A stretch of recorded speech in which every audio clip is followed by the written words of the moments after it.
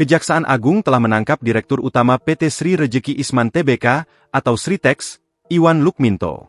Betul, ditangkap, ujar Jampitsus Kejagung Febri Adriansyah saat dikonfirmasi, Rabu, 21 Mei 2025. Febri mengatakan, Iwan ditangkap semalam di Solo, Jawa Tengah. Malam tadi ditangkap di Solo, lanjut Febri. Saat ini, Kejagung belum menjelaskan apa alasan Iwan ditangkap. Namun, sejak beberapa waktu yang lalu, Kejagung telah memulai penyelidikan terkait dugaan korupsi di perusahaan Sritex. Penyidik juga telah memeriksa beberapa perwakilan dari sejumlah bank daerah untuk mendalami pemberian kredit kepada Sritex.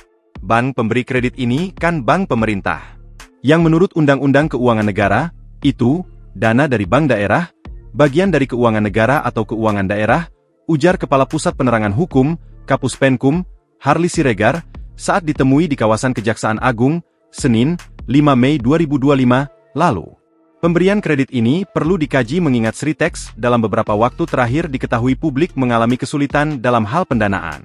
Berdasarkan pemberitaan sebelumnya, Sritex telah dinyatakan pilot oleh Pengadilan Negeri, PN, Niaga Semarang.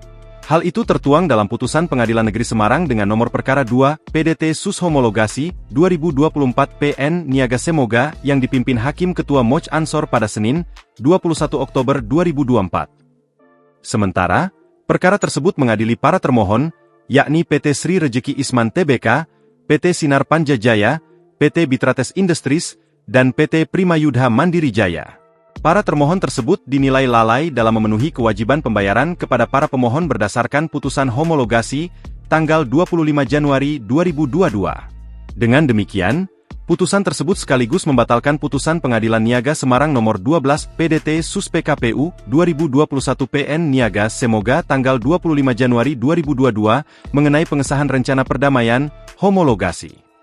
Setelah dinyatakan pilot, manajemen PT Sritex menyatakan telah mendaftarkan kasasi untuk menyelesaikan putusan pembatalan homologasi yang dinyatakan oleh Pengadilan Negeri Niaga Semarang.